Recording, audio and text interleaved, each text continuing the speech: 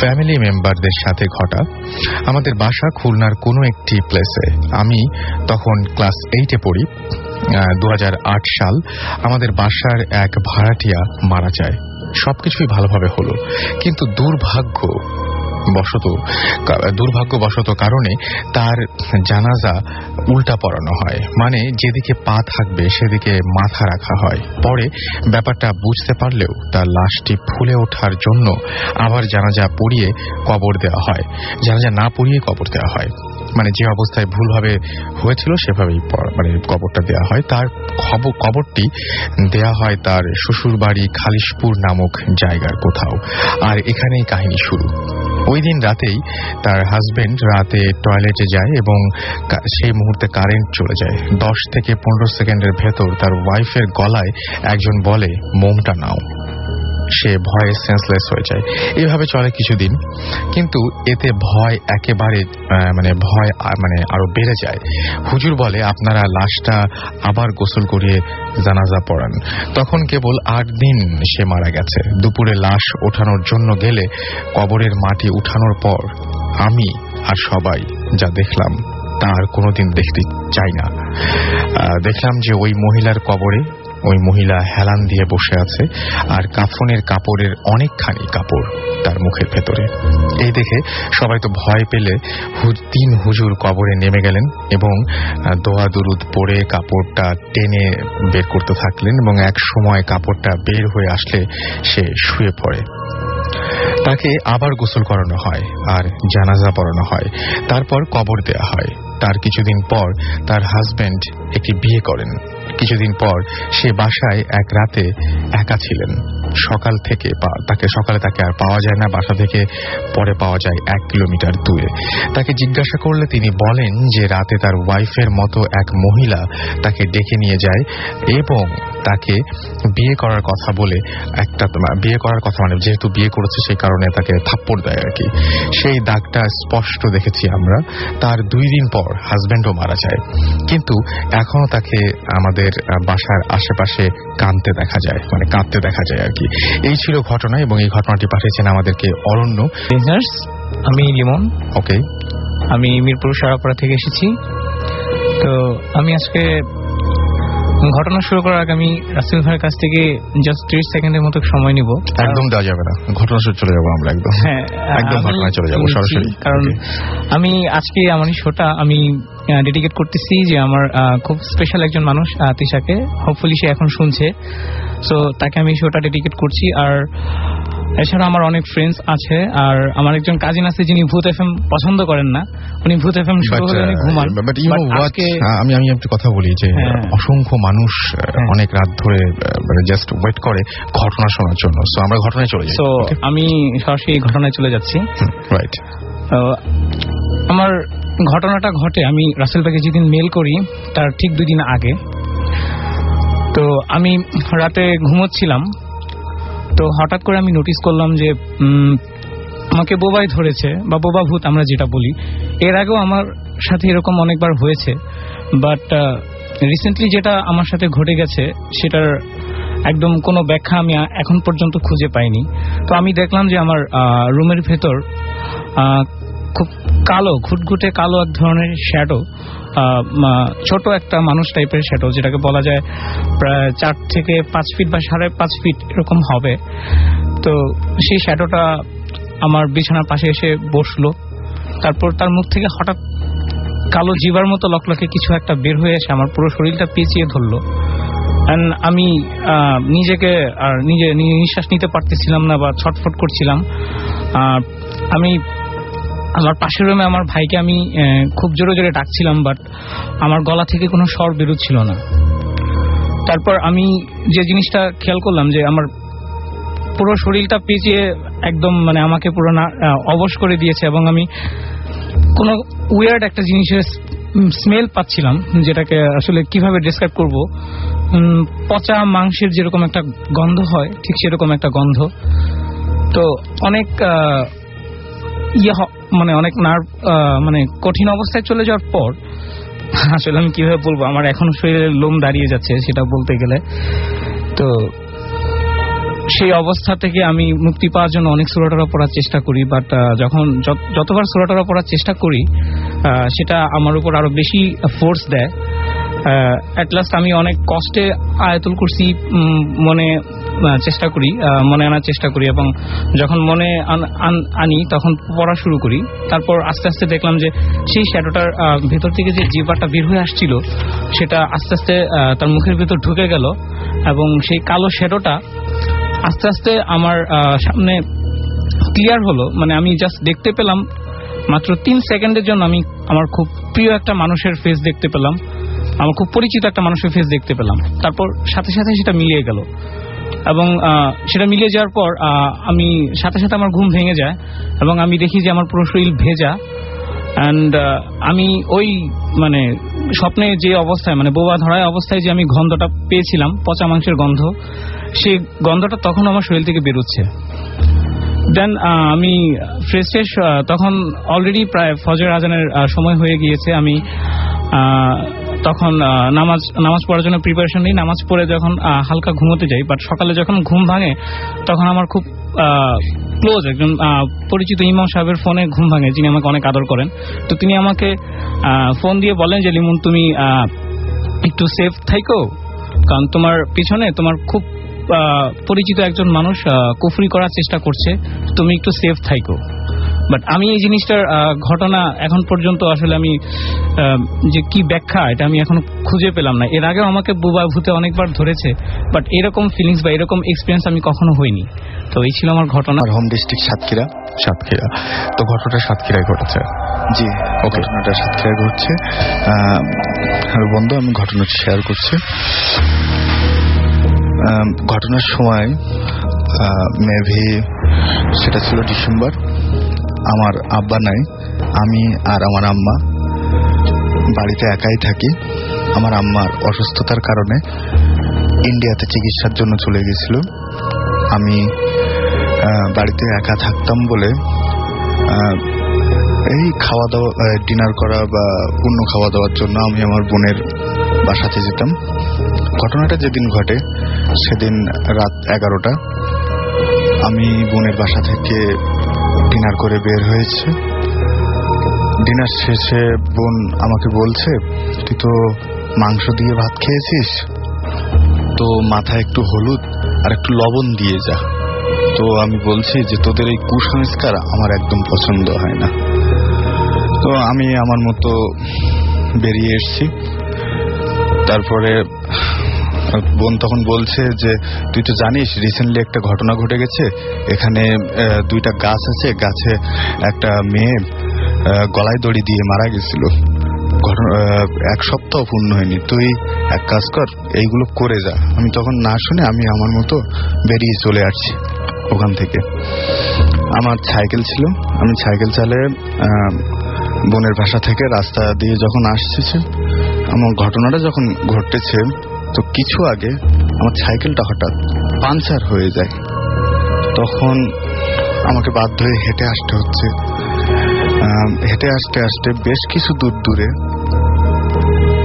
যেখানে ঘটনাটা ঘটছিল ওইখানে একটা মানে শব্দ হচ্ছে, যেন কে যেন খুঁড়ছে, শাবল দিয়ে না, মনে হচ্ছে হাত দিয়ে কিছু একটা খুঁড়ে তোলার চেষ্টা করছে। তো আমার ভিতরে এই কৌতূহলগুলো খুব কাজ করে যে ওখানে কি, কারণ আমাদের ওখানে কবর থেকে লাশ তুলে বিক্রি করার একটা প্রচলন আছে। তো আমি দেখার জন্য খুব চেষ্টা করছি। আবার সেদিন ছিল পূর্ণিমার রাত, আমি দেখার জন্য খুব চেষ্টা করছি কিন্তু দেখতে পাচ্ছি না, একটু আবছা আবছা অন্ধকার আছে। অনেকক্ষণ ধরে আমি দাঁড়িয়ে আছি দেখবো বলে। তো কিছুক্ষণ পরে দেখলাম যে একটি টর্চ লাইট, মনে করলাম যে একটি টর্চ লাইট। তারপরে অনেকক্ষণ দাঁড়ানোর পরে দেখি যে টর্চ লাইটটা আমার কাছাকাছি চলে আসছে এবং আমার হাতে পায়ে টর্চ লাইট মেরেই দেখলাম যে আমার ভাই। তখন ভাই আমাকে বলছে, তুই এখানে কেন? আমি বলছি ওইখানে শব্দ হচ্ছে, তা আমি একটু দেখবো। তখন ভাই আমাকে বলছে, মারবো, চড় বাসায় যা, ওখানে কিসের শব্দ হচ্ছে তোরা তো দেখার কি, তুই তো জানিস এখানে বেশ কিছুদিন আগে একটা মেয়ে আত্মহত্যা করছে, এখানে দাঁড়ায় আসিস কেন? তারপরে আমি ভাইকে খুব অনুরোধ করলাম। অনুরোধ করার পরে ভাই যখন বলল আচ্ছা ঠিক আছে দেখাচ্ছি বলে টর্চ লাইটটা যেই মারলো, আমি তখন মানে সেখানে ছিলামই না, এমনই মনে হচ্ছে। দেখলাম কবর থেকে লাশ তুলে, আমি বুঝতেই পারতেছি না যে ওটা কুকুর না শিয়াল। বিভৎস একটা চেহারা, লাশ তুলে সে মেয়েটার পা চাবায় চাবায় খাচ্ছে এবং কাঁচা রক্ত বাহির হচ্ছে। তারপর ওই সিন দেখার পরে আমার ভাই আর আমরা দুজনের দিকে তাকাইছিলাম। অনেক কষ্ট করে ওখান থেকে আমি বাসায় চলে যাই এবং রাতে যেগুলো ডিনার করছিলাম আমি, সেগুলো পরবর্তীতে আমি বমি করে ফেলে দিছিলাম। তো এই ছিল আপনার ঘটনা। তো খুঁজে পাওয়া মুশকিল। সবাই জানেন এই বিজ্ঞানের যুগে এসব তাবিজ কবজের কোনো মূল্য নেই। অনেকে তো বিশ্বাসই করেন না, বিশেষ করে যারা পরম ধার্মিক এবং নাস্তিক আমার এই কথাগুলোকে সোজা উড়িয়ে দেবেন, বলবেন যে তারপরে ডট ডট। যাই হোক, কথা না বাড়িয়ে শুরু করি, কিন্তু কথা কোথা থেকে শুরু করব সেটাই বুঝতে পারছি না। ঠিক আছে, আমার দেখা প্রথম ঘটনা দিয়ে শুরু করি। আমি তখন ছাত্র, মাত্র ক্লাস 2-তে পড়ি। আমি জন্ম থেকে দেখে আসছি আমার দাদু গ্রামে ডাক্তারি করেন। উনি ডাক্তার হিসেবে খুব জনপ্রিয়, এতই জনপ্রিয় যে ওনার নামে আমাদের গ্রামের রাস্তার নামকরণ করা হবে এমন একটা ভাব। উনি বেশি জনপ্রিয় ছিলেন ওনার বিনা পয়সায় চিকিৎসার জন্য। আমার বাবারা 7 বোন 4 ভাইয়ের সংসার চলে না খেয়ে থেকেছেন নিজেরা, তবুও গরিবদের কাছ থেকে 1 টাকাও উনি নিতেন না। অনেক অনেক দূরে দূরে গিয়ে তিনি বিনা পয়সায় রোগী দেখে আসতেন। এমন ভালো মানুষেরও যে শত্রু থাকতে পারে সেটা সেই ছোটবেলায় জানতাম না। আমার দাদুর ছোট ভাইয়ের বউ আমার দাদি সম্পর্কে হন উনি, এবং উনি দাদুকে একদম দেখতে পারতেন না। অবশ্য সবসময় তা মনে মনে ওপরে উনি সবসময় ভালো ব্যবহার দেখাতেন। এই মিলটা সবচেয়ে বড় সমস্যা, যেখানে কমা নাই, দাড়ি কমার সমস্যা। যাই হোক, দাদুকে দিয়ে যখন রাস্তা নাম করার চিন্তা ভাবনা করছিলেন এলাকার লোকজন, তখন আমার সেই দাদি আমার দাদুকে তাবিজ করেন। আমরা ব্যাপারটা জানতাম না। দাদুকে হঠাৎ করে দেশ থেকে শহরে আনা হলো। বাবা কাকারা ওনাকে নিয়ে অনেক দৌড়াদৌড়ি করলেন, কোনো ফল হলো না। ওনার অসুখ ভালো হয় না। অসুখটা ছিল ওনার সারা শরীর জ্বালা করত এবং পিঁপড়া কামড়াতো। আমরা পিঁপড়া তাড়াবার জন্য সারা ঘরে কর্পূর দিয়ে রাখতাম। ঘরে কোনো পিঁপড়া নাই, তবুও উনি সারাদিন চিৎকার করে যেতেন যে ওনাকে পিঁপড়া কামড়াচ্ছে। সে নিরুপায় হয়ে এক স্বনামধন্য ডাক্তার ওনাকে বিদেশে নিয়ে যেতে বললেন। বিদেশে নেবার ক্ষমতা তো বাবাদের ছিল না। ওনাকে নিয়ে যাওয়া হলো ইন্ডিয়া। সেখানে দিল্লি আর মাদ্রাজের অনেক অনেক ডাক্তার দেখানো হলো, কেউ ওনার রোগটাই ধরতে পারছিলেন না। এদিকে ওনার দেখাশোনা করতে করতে আর মাদ্রাজি খাবার খেয়ে আমার বাবা অসুস্থ হয়ে পড়লেন। শেষে ওনাকে দেশে নিয়ে আসা হয়। ওনার অবস্থা দিন দিন খারাপ হচ্ছিল, কোনোভাবেই কিছু করা যাচ্ছে না। এর মাঝে ওনার স্ট্রোকের মতো হয় আর ওনার বাম হাত অবশ হয়ে যায়, বিছানা থেকে উঠতেই পারতেন না। এমন সময় এক আত্মীয় তাকে এক ওঝার কথা শুনে বাবা কাকা সবাই না করে দেয়। মানে একটা ওঝার কথা বলেছেন তাদের একজন আত্মীয়, এবং তাদের বাবা কাকা সবাই না করে দেন। কিন্তু আরো 1 সপ্তাহ পর দাদুর অবস্থা অনেক খারাপ হয়ে যায় এবং শরীরে কোনো দাগ নাই, তবু দাদু চিৎকার করছেন। দেখে আর না পেরে বাবা সেই ওঝাকে ডাকেন। উনি আসলেন, খুব সাধারণ বেশভূষা। ওনাকে আমি কাছ থেকে দেখিনি, আমি লুকিয়েছিলাম ভয়ে। উনি দাদুকে দেখলেন। তারপর আমার মাকে বললেন বাথরুমের একটা বদনাতে পানি নিয়ে আসতে। মাও নিয়ে এলেন।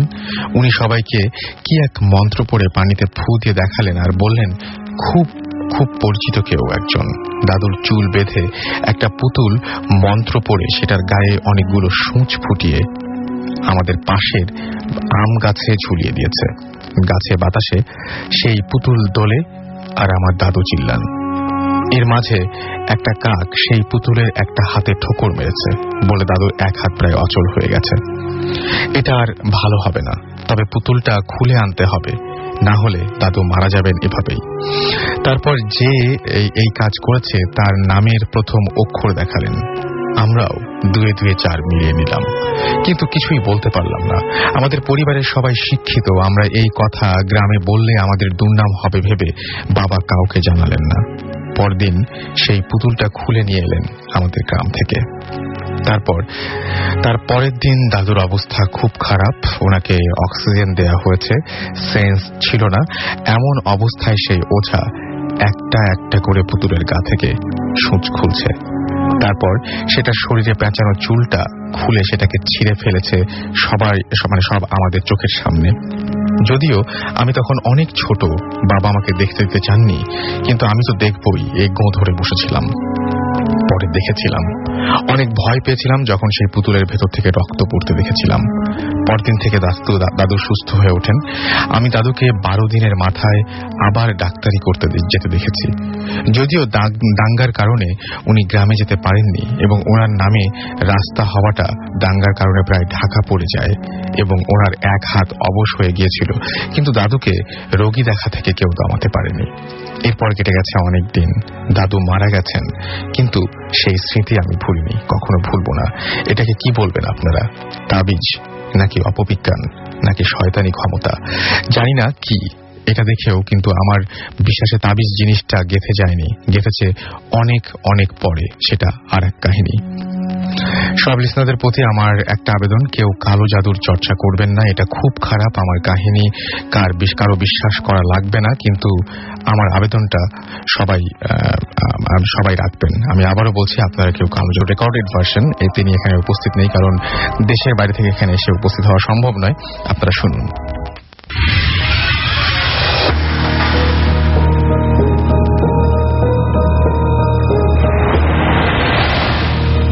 হ্যালো লিসেনার্স, আজকে যে এক্সপিরিয়েন্স আপনাদের সাথে আমি আজকে শেয়ার করব, এটা 2 মাস আগের ঘটনা। সেদিন আমি আমার রুমে বসেছিলাম, বসে গান শুনছিলাম। হঠাৎ করে ইলেকট্রিসিটিটা চলে গেল। ইটস হাইলি আনলাইকলি এখানে ইলেকট্রিসিটি যাওয়া। তো নর্মালি যখন ইলেকট্রিসিটি যায় তার মানে অনেকক্ষণ আসবে না। তো জাস্ট জানার জন্য যে কতক্ষণ ইলেকট্রিসিটি ব্যাক করবে না, এই জন্য ফোন উঠালাম কল করার জন্য ইনফরমেশন ডেস্কে। দেখলাম যে আমাদের ফোনের লাইনটা ডিসকানেক্টেড, ফোনে কোনো ডায়াল টোন নেই। নোটিস করলাম 9টা বাজে। বের হয়ে স্টেয়ারকেস নিয়ে নিচে গেলাম। হলওয়ে দিয়ে যাচ্ছিলাম। হলওয়েতে নর্মালি অনেক ধরনের পেইন্টিংস আছে। ইমার্জেন্সি লাইটে দেখলাম যে পেইন্টিংসগুলি মিসিং। লাইক নর্মালি আর্ট স্টুডেন্টরা অনেক রকম পেইন্টিং করে হলওয়েতে, ওই পেইন্টিংগুলি আর নেই। ইনস্টেড ওখানে কিছু সাইন্স ছিল, সার্কেল শেপ, তার মাঝখানে স্টার আঁকা। পুরো হলওয়ে এরকম সাইন্স দিয়ে আঁকা। তাও হেঁটে গেলাম। হঠাৎ করে একটা আজব ধরনের ফিলিং পেলাম আমার পায়ের কাছে, অ্যাজ ইফ কেউ আমার পাটাকে অনেক জোরে ধরে রেখেছে। আমি হাঁটতে আমার অনেক কষ্ট হচ্ছিল, অনেক ব্যথাও পাচ্ছিলাম। মনে করলাম হয়তোবা অনেক ভয় পাচ্ছি, তো এই জন্য হয়তোবা এইরকম ফিলিংস হচ্ছে। তাও হেঁটে গেলাম, কারণ ইনফরমেশনটা জানা খুব জরুরি ছিল। হলওয়ে ক্রস করে ইনফরমেশন ডেস্কের সামনে গেলাম। ওখানে কেউ ছিল না। স্টুডেন্ট লাউঞ্জে অনেক আওয়াজ শুনছিলাম স্টুডেন্টদের। স্টুডেন্ট লাউঞ্জে হেঁটে গেলাম। স্টুডেন্ট লাউঞ্জে যেতেই দেখলাম যে অনেক স্টুডেন্টসরা ওখানে। Everyone was talking to each other, আমাকে টোটালি অ্যাভয়েড করছিল। স্টিল হেঁটে একজন সামনে গেলাম। মেয়েটাকে যে জিজ্ঞেস করলাম, hi, do you know when the electricity is going to be back? আমার দিকে তাকিয়ে এত জোরে চিৎকার করে উঠলো, বললো যে get out of this room right now. What are you doing here? You're not supposed to be here. ভয় পেয়ে গেলাম। আশেপাশে সব আওয়াজও মনে হয় যেন বন্ধ হয়ে গেল। আশেপাশে তাকালাম, কেউ নেই। মেয়েটার দিকে তাকাতেই দেখলাম মেয়েটাও নেই। ভয় পেলাম, অনেক ভয় পেলাম। বসে পড়লাম। কতক্ষণ বসে থাকতেই একটা সিকিউরিটি গার্ড আসলো, এসে জিজ্ঞেস করলো যে what I was doing in that room. It was 1 AM in the morning. আমি আরো ভয় পেয়ে গেলাম। আমি 10 মিনিট আগে আসলাম, এত তাড়াতাড়ি 1 AM কিভাবে হয়ে গেল? তারপর জিজ্ঞেস করলাম যে আমি তো ইলেকট্রিসিটির কথা জানতে এসেছিলাম, যে কখন ইলেকট্রিসিটি ব্যাক করবে। আমার দিকে তাকিয়ে বললো যে ইলেকট্রিসিটি তো কখনো যায়নি। আমি সিকিউরিটি গার্ডের কথায় আরো অবাক হয়ে গেলাম। আশেপাশে তাকিয়ে দেখলাম আসলেই তো ইলেকট্রিসিটি ছিল, তাহলে আমি কেন দেখিনি? নিচে নেমে গেলাম। যে ইনফরমেশন ডেস্কে যেয়ে দেখলাম যে গার্ডরা ওখানে আছে। ওদেরকে যে জিজ্ঞেস করলাম যে আমি যখন আগে এসেছিলাম তখন ওরা কেন ওখানে ছিল না। উত্তরে বললো যে আমরা তো সবসময় এখানে থাকি, 24/7 এখানে গার্ড দিই। আমি ভয় পেয়ে নিচে নেমে গেলাম, হলওয়েতে গেলাম। হলওয়েতে যে সাইনগুলি দেখেছিলাম ওই সাইনগুলি এখন আর নেই। ওখানে পেইন্টিংস ছিল আগের মতন। আরো অবাক হলাম। ওই রুমের দিকে দৌড় মারলাম। রুমে ঢুকতে রুমমেটকে বললাম পুরো ঘটনাটা। ওকে পুরো ঘটনাটা এক্সপ্লেন করার পর ও আমাকে একটা পেন আর একটা পেপার দিল। বললো যে সাইনগুলো একটু আঁকো তো আমার জন্য। আমি সাইনগুলো আঁকতে ও বললো যে এই সাইনগুলো তো নর্মালি যখন ব্ল্যাক ম্যাজিক করা হয় তখন আঁকা হয়। আমি আরো ভয় পেলাম, রুমে যেয়ে বসলাম, অনেক কনফিউজ ছিলাম। পায়ের দিকে তাকাতে দেখি যে আমার পায়ের মধ্যে লাল মানে সব scratch marks, as if like আমার পাকে কেউ জোর করে ধরে রেখেছিল, এই জন্য লাল দাগ হয়ে গেছে এবং স্ক্র্যাচ মার্কস হয়ে গেছে। বুঝতে পারছিলাম না কি হয়েছে, ধরলাম সবই ভুল, সবই আমি হ্যালুসিনেট করেছি। আমাদের মধ্যে এরকম আগে ছিল না, আমি তো এগুলোতে খুব একটা বিশ্বাসীও ছিলাম না, বাট লাস্ট 1 year ধরে মোটামুটি এখন বেশ ভালো নিজের এক্সপিরিয়েন্স যখন হলো তখন থেকে এখন বিশ্বাস হয় হ্যাঁ আছে। আচ্ছা, আপনার কথাটা শুনি একটু, তাহলে আপনি কি বলবেন? আমাদের যে বাসাটা সেখানে আমরা প্রায় 7 থেকে 8 বছর ধরে আছি। তো বিয়ের আগে এরকম কোনো কিছু আমি এক্সপিরিয়েন্স করিনি। তো বিয়ের পর থেকে মূলত এগুলো বেশি শুরু হয়েছে, মানে ও আর আমি দুজন একসাথে এক্সপিরিয়েন্স করছি। আচ্ছা, কি ছিল সেই ঘটনাগুলো, মানে আমরা শুনি একটু। ফার্স্ট যে ঘটনাটা ঘটে সেটা প্রায় 1 থেকে 1.5 বছর আগে। সেটা শুরু হয় যে আমরা দুজন বাসা থেকে একটু বাইরে গেছিলাম, সেদিন সকালবেলা বের হয়েছিলাম আমরা। তো আস্তে আস্তে সন্ধ্যা হয়ে যায়। তো অলওয়েজ আমাদের যে আলমারিটা আছে ওটার উপর একটা কোরআন শরীফ থাকে, প্রায় সময় সেটা পড়া হয়। কিন্তু সেদিন আমরা যখন সন্ধ্যার সময় বাসায় আসি তো সাডেনলি খেয়াল করলাম যে কোরআন শরীফটা উপরে নেই। তো বাসার সবাইকে জিজ্ঞাসা করা হলো, তো বাসায় তো আর কেউ আসা যাওয়া করেনি সেদিন। আম্মু আব্বু সবাইকে জিজ্ঞেস করলাম, তারা বললো না, ওখান থেকে কোরআন শরীফ নেয়নি। তো এটা অনেক চিন্তা ভাবনা করলাম, বাট আশেপাশের কোথাও কোরআন শরীফ খুঁজে পেলাম না। তো একটা চোরও যদি চুরি করে তো সে তো কোরআন শরীফ চুরি করবে না, অনেক এক্সপেন্সিভ জিনিস ছিল সেগুলো নিতে পারতো। তো এই জিনিসটা ফার্স্ট খটকা লাগে।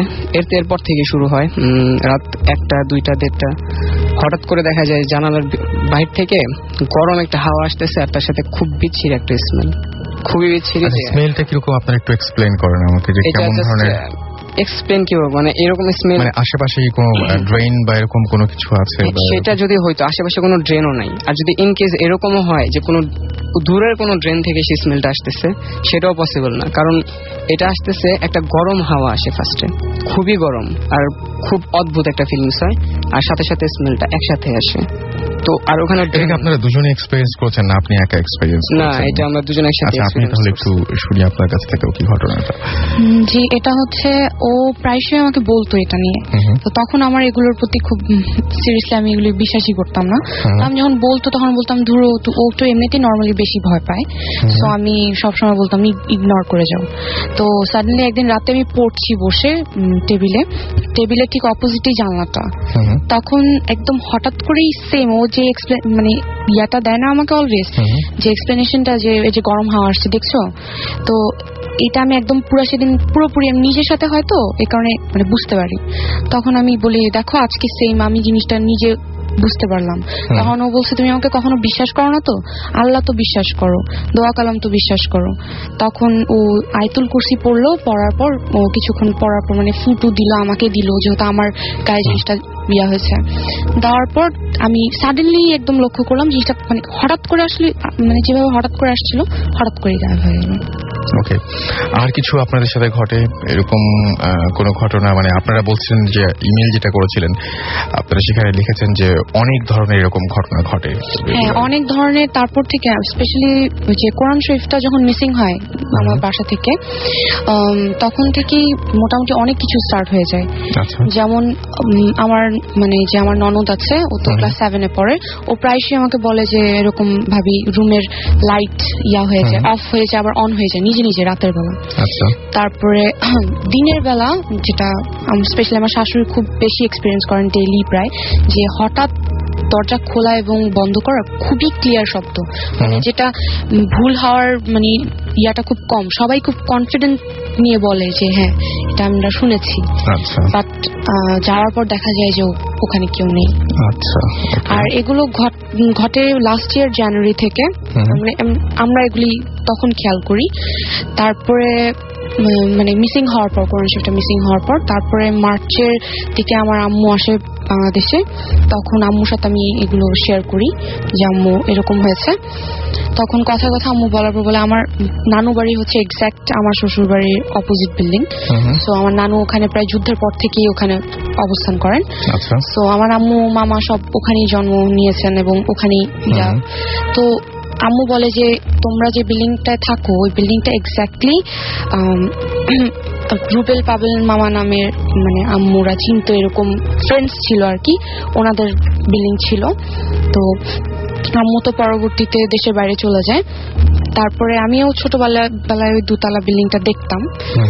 সো ওই বিল্ডিংটায় আপনার ওনার মা মারা গিয়েছিলেন, মানে মামাদের মা এবং বাবা মারা গিয়েছেন অস্বাভাবিক, মানে একটা অস্বাভাবিক মৃত্যু হয় ওনাদের।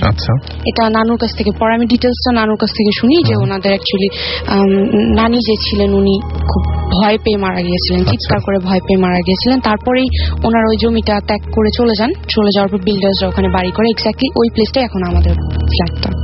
আচ্ছা, তো মানে এটাও একটা কারণ, তার মানে যে এই সমস্ত জিনিস ঘটছে এটা আপনার মার মত যে এরকম একটা কারণ? না, উনি কারণ বলেনি, বাট বলেছে যে এই জিনিসটা অ্যাকচুয়ালি অনেক আগে থেকে হন্টেড। আচ্ছা। তারপরে আরো আছে কাহিনী যে কনস্ট্রাকশনের সময় লেবাররা কমপ্লেন করেছে যে অযথাই লাইট বার্স্ট হয়ে যেত, যে বাল্ব লাইট বার্স্ট হয়ে যেত, দেন থাই গ্লাস থেকে সিলিং যেগুলো আছে ওগুলো অযথাই উইদাউট এনি রিজন সিলিং খুলে খুলে পড়ে যেত। মানে ওরা ওই সমস্যাগুলো ফেস করছে? হ্যাঁ, ওনারা এগুলি বলেছে। এটা নিয়ে এটা এখন আমরা ধারণা করে নিচ্ছি। আচ্ছা, এরকম কোন দিনের কথা মনে পড়ে যেদিন মানে প্রচন্ড ভয় পেয়েছিলেন যে এরকম ঘটনা দেখতে চাই না, বা এরকম কোন দিনের কথা মনে পড়ে যে দুজনেই এক্সপেরিয়েন্স করেছেন একসাথে, খুবই ভয়াবহ কোনো ঘটনা ছিল, কোনো ভয়াবহ দিন অথবা রাত? দুজন একসাথে এক্সপেরিয়েন্স করেছি, আলাদাভাবে করলেও সমস্যা নাই, বা শেয়ার করেছেন হয়তো নিশ্চয়ই পরে। হ্যাঁ, এরকম হয়েছে। আমি দেখতাম, আমি একটা কিছু আকৃতির মতো প্রায় 6 মাস যাবত দেখেছি। তারপর আমি তাবিজ যেটা, সেটা আমি মানে আমার আর উপায় ছিল না, প্রায়শই এটা দেখতাম। সো জিনিসটা বেশ ডিস্টার্বিং ছিল বলে তাবিজের হেল্প নিয়েছি। হুজুর আল্লাহ কালাম তো সবাই বিশ্বাস করেন অবশ্যই, তো সেটার হেল্প নেওয়ার পর আমার প্রবলেমটা সলভ, বাট এটা আমাকে মেন্টালি অনেক ডিপ্রেস। কি দেখতেন আমাকে একটু বলেন? তা মানে কিছু একটা শ্যাডো দেখতাম, শ্যাডো হতে পারে, আমি মানে যখন দেখতাম তখন ঘুরে চলে যেতাম। আমি নিজেকেও বর্ণনা দিতে পারি না যে এটা অ্যাকচুয়ালি দেখতে কেমন। এটা হাইটটা অনেক বড়। প্রথম দিন দেখেছিলেন কিভাবে দেখেছিলেন? প্রথম দিন আমি কি করছিলেন, কিভাবে দেখছিলেন? হ্যাঁ, ঘুমাচ্ছিলাম, ঘুম থেকে হঠাৎ মানে জেগে গেছি। এটা আমি স্পষ্ট খেলা আছে যে আমি ঘুম থেকে উঠেছি, উঠে মানে চোখটা খোলা, আমার ভোর হয়েছে এটাও বুঝতে পারছি। ড্রয়িং রুমের আমার রুম থেকে বের হতেই হাতের ডান পাশে একটা টব আছে, প্লাস্টিকের পাতা অনেক বড়, ওটার পিছন থেকে কেউ আমাকে উকি দিয়ে দেখছে এটাও বুঝতে পারছি। বাট আমি উঠার মতো ক্ষমতা বা রুমনকেও ডাকার মতো ক্ষমতা যে দেখো কে এটা, ওকে বলার মতো ক্ষমতা আমার হচ্ছিল না। প্রায় 5 থেকে 10 মিনিট পর আমি নিজেকে ফিরে পাই। তারপরে আমি জিনিসটা আর দেখতে পাই না, তবে যা যা দেখেছিলাম যে ড্রয়িং রুমটা অন্ধকার, তার থেকে আরেকটা একটু কাহিনী ছিল যে আমার রুম অলওয়েজ রাতে আমি লক করে ঘুমাই। তো সেদিন আমি অটোমেটিক দরজাটা খোলা ছিল এবং ফাঁক দিয়ে দেখতে পাচ্ছিলাম। পরে আমি ওকে জিজ্ঞেস করি তুমি কি রাতে খুলেছিলে বা করেছিলে, তখন ও বলে যে না আমরা তো একসাথেই ঘুমিয়েছি এবং আমি রাতে আর ওয়াশরুমেও যাইনি যে আমি করবো। তো এটাই ছিল ঘটনা। আচ্ছা, আপনি কিছু মনে বলতে যাচ্ছিলেন? হ্যাঁ বলেন। একসাথে এক্সপিরিয়েন্স করার একটা ম্যাটার আছে, সেটা আমার বাসায় না, আমার গ্রামের বাড়িতে শেরপুর। সেটা হচ্ছে শেরপুরে আমরা বেড়াতে গেছিলাম একবার।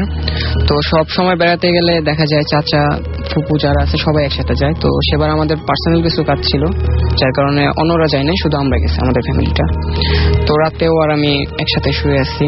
তো তখন 1টা থেকে 1:30 বাজে। এটা আমি ভয় পাইছি, সত্যি কথা বলতে। এক্সপিরিয়েন্স একসাথে করছি, কিন্তু ও ভয় পাইছে কিনা আই ডোন্ট নো।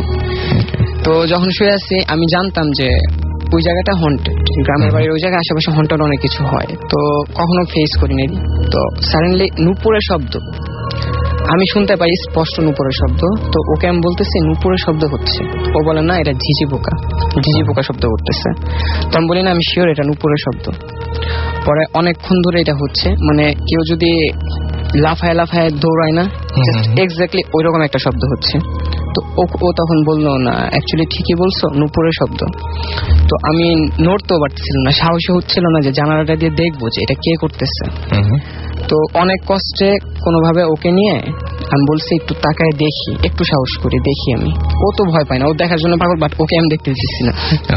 তো কোনোভাবে জানালার পাশ দিয়ে উকি মারছি, তো যেটা দেখতে পারছি যে নুপুরের শব্দ হইতেছে। সে বৃষ্টি হয়েছিল, মানে কাদা ছিল, তখন বৃষ্টি হয় না, বৃষ্টি আগেই হয়েছে, কিন্তু ওখানে কাদা ছিল। আমি দেখতেছি যে কাদার ভিতরে মানুষ লাফ দিলে যে কাদার থেকে পানি ছিটে না, পানি কাদা ছড়ায় যায়, ওই রকম হচ্ছে, বাট কাউকে দেখা যাচ্ছে না, সাথে সাথে নূপুরে শব্দটা হচ্ছে। আচ্ছা, এটা দেখে প্রচন্ড ভয় পেয়েছিলাম সেদিন। তারপরে আর কিন্তু মানে সেই ব্যক্তি বা যা কিছু দেখা যাচ্ছিল না, ব্যাপারটা ঘটতে তাকে দেখা যাচ্ছিল না। হ্যাঁ, ওকে। আর আরো কিছু ভয়ের কোনো কিছু মনে পড়ছে? ভয়ের বলতে না, রিসেন্টলি যেটা হয়েছে বাসায় যেটা হয়েছে সেটা হচ্ছে আমাদের অ্যাকোয়ারিয়াম কেনা হয়েছিল জানুয়ারিতে। অ্যাকোয়ারিয়াম কেনার পরে ফার্স্টের দিকে লিক হয়ে গেল অ্যাকোয়ারিয়ামটা, দ্বিতীয় দিনেই। তো লিক হওয়ার পরে নর্মালি ভাবলাম যে লিকই মনে হয়েছিল, তো দেখলাম যে পানি খুব কম পড়তেছে, তো আমরা বাইরে যাব তখন বিকালবেলা, তো আস্তে আস্তে রাত হবে, তো ও বললো যে আইসা ক্লিন করা যাবে, এখন কোন একটা কাপড় টাপড় দিয়ে পানিতে পানি আটকানোর ব্যবস্থা করি। তো রাতে যখন বাসায় আসলাম দেখলাম যে যতটুকু পানি পড়ছিল অতটুকুই, মানে লিক আর নাই ওখানে, যেটা বুঝলাম। আচ্ছা, তো আমরা ভাবলাম যে তা ঠিক আছে, লিক যেহেতু আর নাই, কোনোভাবে হয়তো বা ঠিক হয়ে গেছে বা পানি অন্য কোথা থেকে পড়ছে। তো ঘুমায় পড়লাম যে সকালে দেখা যাবে আবার কি হয়। তো সকালে যেটা দেখলাম যে অ্যাকোয়ারিয়ামে কোনো পানি নেই, সব পানি ফ্লোরে। আচ্ছা, অ্যাকোয়ারিয়ামে কোনো পানি নেই। ওকে। তো সেদিন লিক ঠিক করা হলো। লিক ঠিক করার পরে যেদিন আনলাম সেদিন ঠিক দুপুরবেলা লাঞ্চ করতেছিলাম, রুমের ভিতরে ছিলাম তখন। তো ও আর আমি একসাথে ছিলাম। সাডেনলি দেখলাম যে লাইটটা একবার অন অফ হলো আর একটা শব্দ হলো, ঠাস করে একটা শব্দ হলো, তারপর অ্যাকোয়ারিয়ামটা কাঁপলো জাস্ট। তারপরে ভাবলাম যে কি হলো, দেখলাম কিছু বুঝলাম না, দেখলাম হালকা পানি বেরোচ্ছে। তারপরে মাছগুলো সব বালতিতে আলাদা করে অ্যাকোয়ারিয়ামটা ক্লিন করব, তখন দেখি যে একটা ক্রস চিহ্ন, অ্যাকোয়ারিয়ামের তলাটা ক্রস চিহ্ন হয়ে ফেটে গেছে।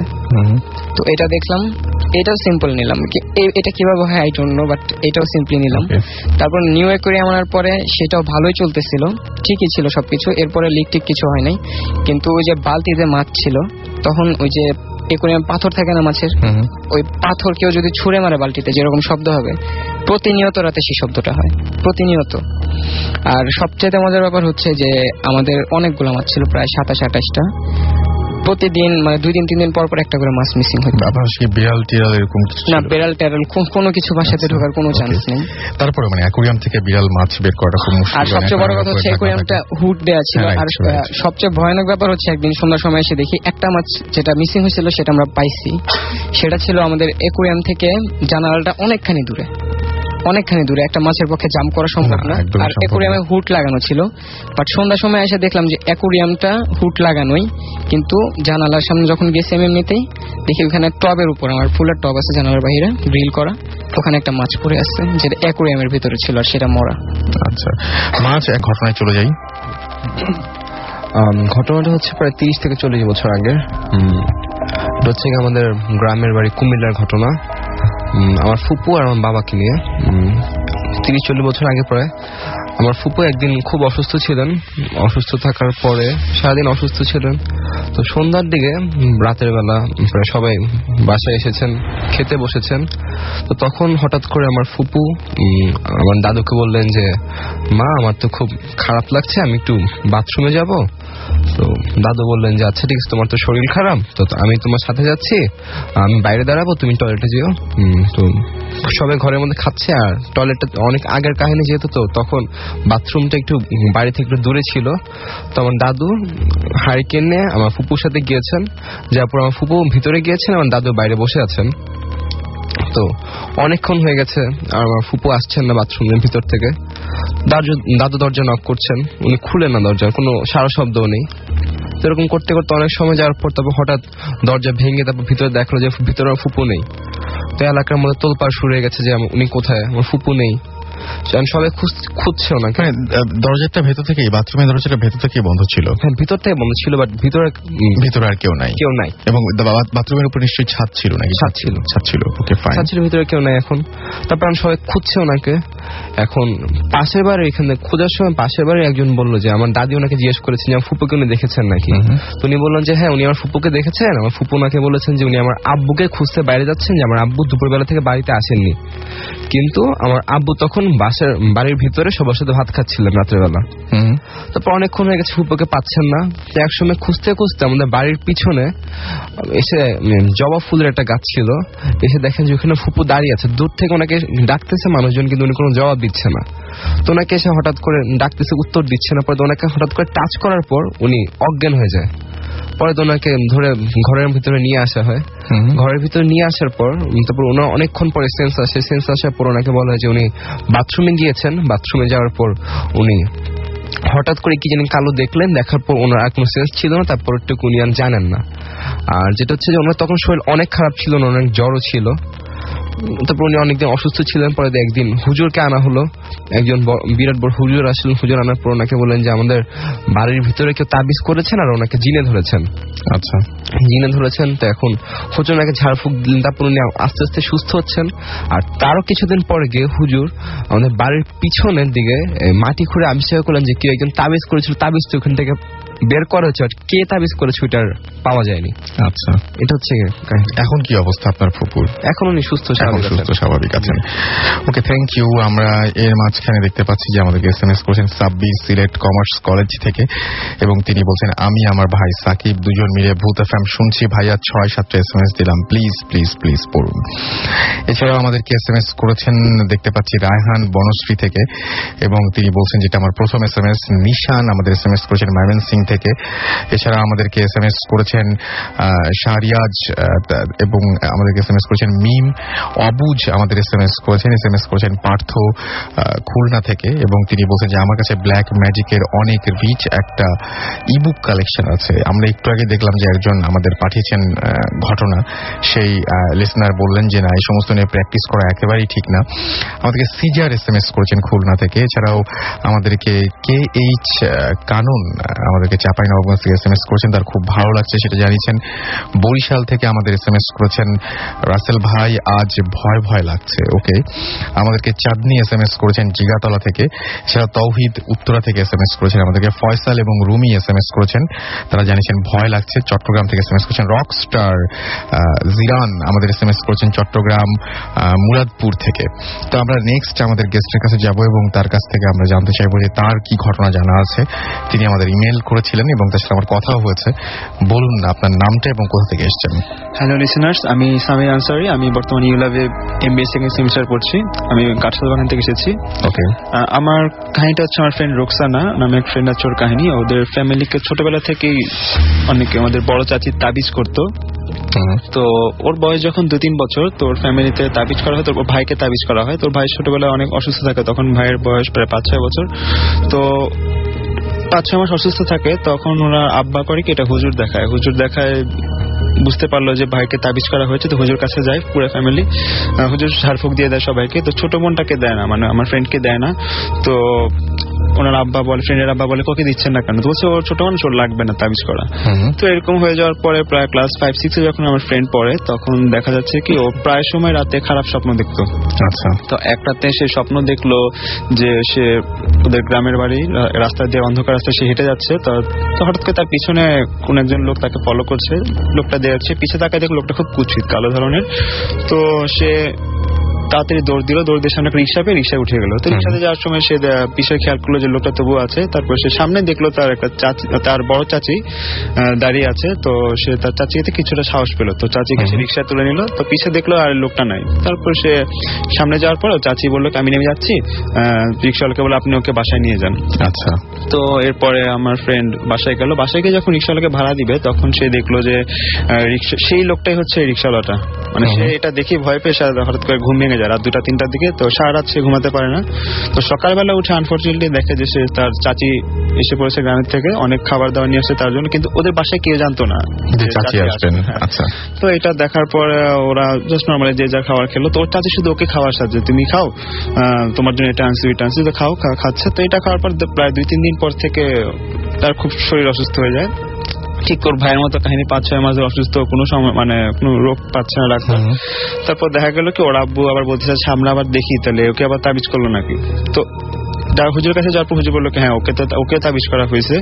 তখন এটা দেখার পর হুজুর ওকে একটা তাবিজ দিয়ে দিল, যেটা আপনার পড়া থাকেন সবসময়, আপনাকে তো এমনিতেই সবসময় খারাপ স্বপ্ন দেখেন। এটা হওয়ার পরে দেখা যাচ্ছে যে এই তাবিজ দেওয়ার পরে ও প্রায় সময় খারাপ স্বপ্ন দেখে, এবং ও যখনই কোনো স্বপ্ন দেখে তখনই দেখা যাচ্ছে যে ওর বড় চাচি ওর সাথে মানে কথা বলতে চায় বা ফোন করে অথবা বাসা আসতে চায়। তো এখন বাসায় আসলে তো কিছু না বলতে পারে না, তো এরকম বলতে বলতে একদিন দেখা যাচ্ছে যে তার চাচি আবার সেরকম ফল নিয়ে আসছে, এবার তুমি খাও, এটা তোমার জন্য আছে, কিন্তু ওরা এটা খায় না। এরকম কন্টিনিউ হতেই থাকে 2-3 বছর পর ওর চাচি একদিন মানে এক রোড অ্যাক্সিডেন্টে মারা যায়। তো মারা যাওয়ার পর তারপর থেকে আর কখনো তার এই কাহিনীগুলো কখনো আর ঘটে নাই ওর লাইফে। তারপর সে এখন নর্মাল সম্পূর্ণ সুস্থ হয়ে যায়, কোনো ধরনের কোনো এখন ঝামেলা নেই।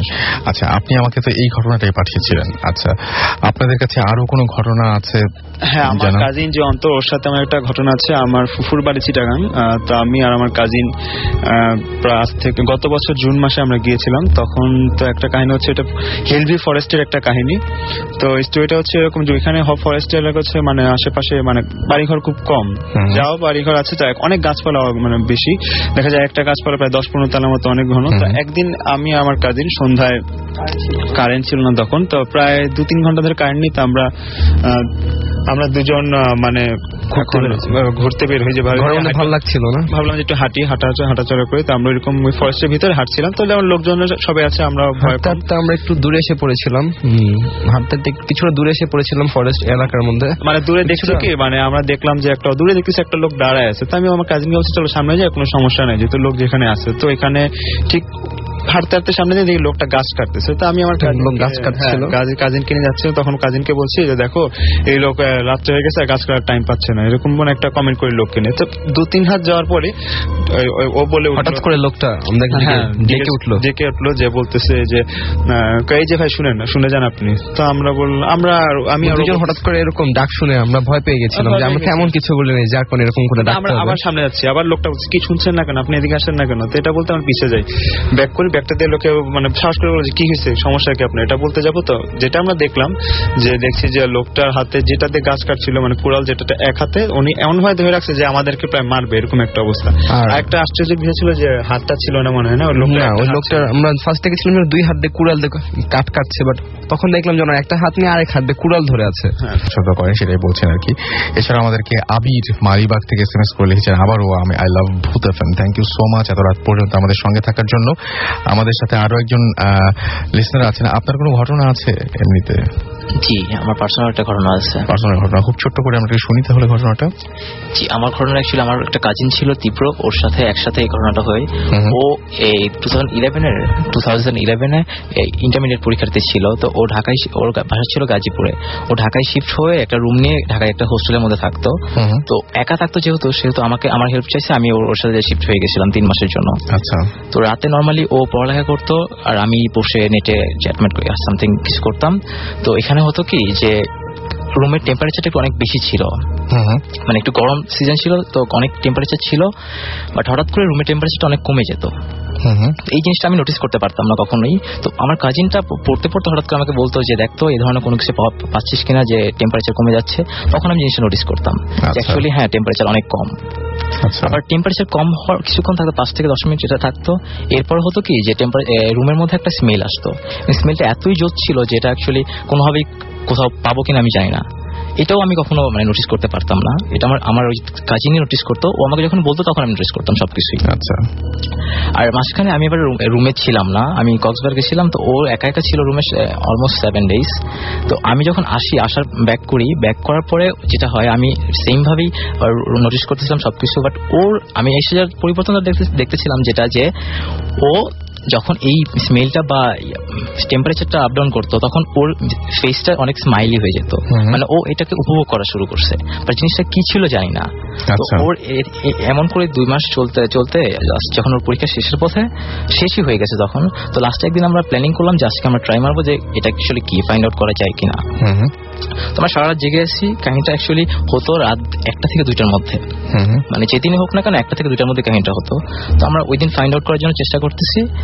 তো আমরা জাস্ট জেগে আছি, হঠাৎ করে সেম কাহিনী হচ্ছে যে স্মেলটা চলে আসছে। তখন স্মেলটা মনে হচ্ছে যে রুমের বাইরে থেকে আসতেছে। তো যেহেতু একটা হোস্টেলের মতো রুম করা, সামনে একটা গলির মতো আছে, 3 তলাতে রুমটা ছিল। তো আমি দৌড় দিয়ে বের হয়ে গেছি, গেটটা খুলে বের হয়ে দেখি যে একটা বিড়াল, কালো বিড়াল, জাস্ট স্মেলটা ওইখান থেকে আসতেছে কিন্তু এক্স্যাক্টলি কোত্থেকে আসতেছে এই জিনিসটা আমি দেখতে পারতেছি বা বুঝি নাই। তো বিড়ালটা দেখে আমার সন্দেহ হচ্ছে যে বিড়ালের সামথিং হতে পারে। তো আমি ওকে ফলো করতেছি, জাস্ট অন্ধকার ছিল হালকা পাতলা, তো আমি মোবাইলের যে টর্চ লাইট ছিল ওটা দিয়েই জাস্ট ও ফলো করছি। ফলো করে পাশে ও সিঁড়ির ওইখানে চলে গেছে। তো ওইখানে দুইটা ছেলে দাঁড়িয়ে কথা বলতেছিল। তো ওই গলিটার মধ্যে আমি জাস্ট দাঁড়িয়েছিলাম, সামনে বিড়ালটা গিয়ে বামে একটা রুম ছিল, রুমের মধ্যে ঢুকে গেল, আমি স্পষ্ট দেখলাম। বাট আমি আগে গিয়ে দেখলাম যেটা যে পাশের রুমটা যেটা ছিল, যে রুমে ঢুকলো সেই রুমটা লক করা ছিল। তার মানে ওখানে যাওয়ার কোনো জায়গা? হ্যাঁ, যাওয়ার। আমাদের ওইখানে শীতের সময় অনুষ্ঠান হয়, যেটাকে আমরা ব্যান্ড সঙ্গীত বলি। বাইরের থেকে অনেক দর্শক আসে, আবার বাইরের থেকে অনেক শিল্পী এনে আমাদেরকে অনুষ্ঠান ওখানে পরিচালনা করা অনুষ্ঠান হয়। সো সেদিন বরাবরের মতো আমি অনুষ্ঠান দেখে রাত মেবি 12টা বাজে আমি বাসায় ফিরছি। তো বাসায় ফেরার পরে আমাদের একটা পুকুর আছে, বড় পুকুর। আমি সেখানে যথারীতি বরাবরের মতো পুকুরে পা ধোয়ার জন্য আমি পুকুরে নামছি। তার আগে আমার যেগুলো সামগ্রী থাকে, ঘড়ি, চশমা, ফোন, আমি সিঁড়ির উপরে রেখে পুকুরে আপনার হাঁটু সমান পানিতে নেমে আমি পা ধুচ্ছি। হঠাৎ আমি অনুভব করলাম আমার জন্য কে পিছন থেকে ধাক্কা মেরে ফেলে দিছে, এবং সিঁড়ি ছাড়া আমি 3 হাত দূরে পড়ে গেছি এবং অনেকবার ওঠার চেষ্টা করছি কিন্তু উঠতে পারতেছি না। তো আমি অনেক দাপড়ি করছি, সাঁতারও কাটছি, উঠতে পারছি না। মনে হচ্ছে আমাকে কে যেন চুপাচ্ছে। এবং কিছুক্ষণ পরে দেখলাম ছোট ছোট 2টা বাচ্চা সিঁড়ির ওপরে দাঁড়িয়ে বলছে, আমরা তো অনেক দিন ধরে পুকুরের ভিতরে পড়ে আছি, কই কেউ তো আমাদেরকে একটু তুললো না, তা তুই পড়েছিস বলে এত সমস্যা হচ্ছে। তো আমি বলছি যে তা আমাকে বলছো কেন? বলে মনে হলো যেন আমি একটা হরর ফিল্মের ভিতরে আছি। অনেক কষ্ট করে ওঠার চেষ্টা করছি, উঠতে পারছি না। অবশেষে আমাদের ওইখানে থেকে যখন নাইট গার্ড যাচ্ছিল, নাইট গার্ডেরা দেখছে পুকুরের ভিতরে অনেক দাপাদাপি হচ্ছে। তখন নাইট গার্ডেরা মনে করছে যে পুকুর থেকে হয়তো মাছ চুরি করছে। তখন তাদের বড় টর্চ লাইট ছিল, টর্চ লাইট দিয়ে যখন মেরে দেখলো যে পুকুরের ভিতরে দাপাদাপি, ওরা অবশ্য তখন পুকুরের ধারে এসে দেখলো যে মানুষ দাপাদাপি করছে। তারপরে ওরা দেখলো যে আমাকে ওরা টেনে তুললো। তোলার পরে কিছুক্ষণ পরে আমি তো ওখানে জ্ঞান হারিয়ে পড়ে গেছিলাম। তো বাচ্চা দুটোর কারণ হচ্ছে আমার পুকুর পাড়ে একটা কবর আছে ছোট বাচ্চার, সে কবরটা অলরেডি আমাদের পুকুরের ভিতরে চলে গেছে, যার কারণে আমাকে হয়তো তারা মেসেজ দিয়ে দিচ্ছে যে কবরটাকে ঠিক করার জন্য বা কোনো কিছু করার জন্য। তারপর থেকে আমার 1 সপ্তাহ জ্বর ছিল। সো রাসেল ভাই, থ্যাঙ্কস। ওকে, আচ্ছা, আপনার কোনো ঘটনা কি আছে? আর আপনার আরেকটা মনে হয় ঘটনা ছিল যে রাতের বেলায় কোন একটা ভয় পেয়েছিলেন, এরকম একটা ঘটনা ছিল বোধহয়, নাকি আপনি বলবেন? কেউ একজন। আমার একটা ঘটনা ছিল। আচ্ছা, আমি এটা নিব না। থ্যাংক ইউ রাসেল ভাই। This is Limon again. আমি এখন যে ঘটনাটা শেয়ার করব, সেই ঘটনাটা আমার এক বড় ভাইয়ের সাথে ঘটে যাওয়া ঘটনা। তো আমার বড় ভাই উনি এটা তার নিজের লাইফের সাথে এক্সপিরিয়েন্স করছেন। তো আমি সরাসরি ঘটনায় চলে যাচ্ছি। তো আমার বড় ভাই ঢাকায় থাকেন, চাকরি করেন। তো উনি কোনো একটা কারণে অনেক লেট নাইটে বা গভীর রাত্রে ঢাকা থেকে বাড়ির উদ্দেশ্যে যাত্রা করেছিলেন বা বাড়িতে যাচ্ছিলেন। তো তিনি যখন বাস থেকে নামেন বাড়িতে যাবেন, তখন অলমোস্ট রাত প্রায় 3:30 কি 4টা, নিয়ার অ্যাবাউট 4 AM এরকম হবে। তো তিনি যাচ্ছেন। তো এখানে বলে রাখি যে তার যে বাসা, তার বাসার দিকে যেতে হলে অনেকটা গ্রাম সাইড, রাস্তার 2 ধারে অনেক গাছপালা এবং অনেক ধান ক্ষেত। তো তিনি যখন তার বাড়ির দিকে টার্ন নিচ্ছিলেন, তো তখন তিনি দেখলেন যে তার রাস্তার সাইডে যে ধানি জমিগুলো ছিল বা ফসলি জমি যে ছিল, সেখানে তার খুব পরিচিত একটা লোক কাজ করছে। বা কোদাল দিয়ে মাটি কোপাচ্ছে এরকম দূরে থেকে তিনি দেখছেন। তো তিনি দেখা সেই লোকটাকে ডাক দেওয়ার চেষ্টা করলেন বা তাকে ডাকতেছিলেন। তো তখন তিনি যেটা দেখলেন যে সেই লোকটা তার ডাক শুনছে না, অনবরত কাজ করে যাচ্ছে। আমার ভাইয়ের মনে কনফিউশন হচ্ছিল যে কেন সে সাড়া দিচ্ছে না। তো যেহেতু সে সাড়া দিচ্ছে না, আমার ভাইয়ের কৌতূহলটা হলো যে তার কাছে যে তার সাথে কথা বলার জন্য।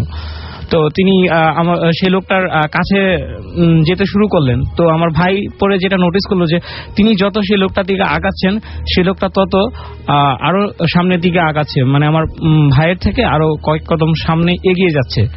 তো তিনি এক পর্যায়ে তাকে ধরতে পারছিলেন না, মানে যতই তিনি আগাচ্ছেন সে তত আরো দূরে সরে যাচ্ছে। তো তিনি তাকে ধরার জন্য অনেক চেষ্টা করলেন। আমার ভাই ভাবছিলেন যে হয়তো লোকটা তার সাথে মজা করছে। তো তিনি তাকে ধরার জন্য সামনের দিকে ধাওয়া করে যাচ্ছিলেন। এক পর্যায়ে তিনি প্রচন্ড দৌড়াচ্ছিলেন। দৌড়াতে দৌড়াতে তাদের বাড়ির ওই সাইডে একটা জঙ্গলের মতো আছে। তো ওই সাইডে যে হঠাৎ করে আমার ভাই নোটিস করলো যে সামনে যে লোকটা ছিল সেই লোকটা একদম ভ্যানিশ, সেই লোকটা ওখানে নাই। তারপর তিনি আমার ভাই সে জায়গায় গিয়ে তারপর তিনি নোটিস করলেন যে তিনি দিক হারিয়ে ফেলছেন, যে তিনি কোন দিক থেকে আসছেন তিনি গেস করতে পারতেছিলেন না যে আসলে কোন দিকে এখন যাওয়া উচিত। তিনি প্রচন্ড ভয় পাচ্ছিলেন। তো তারপর তিনি কোনো কি করতে হবে না ভাবতে পেরে তিনি যে দিক থেকে আসছিলেন সেদিকে দৌড়ে চিৎকার করতে করতে দৌড়ে যাচ্ছিলেন। তারপর একটা লোকালের মতো জায়গায় আসে তারপর তিনি জ্ঞান হারিয়ে পড়ে যান। তারপর আশেপাশের যারা স্থানীয় লোকজন আছে তারা তার চিৎকার শুনে তাকে এসে সেভ করে এবং পরদিন সকালে যখন আমার ভাইয়ের জ্ঞান ফিরে তারপর তিনি সবাইকে ঘটনাটা শেয়ার করেন এবং তারপর ওটা বলা হয় যে সেই লোকটা নাকি তার মাত্র 3 দিন আগে মারা গিয়েছিল। তো এই ছিল ঘটনা আর কি।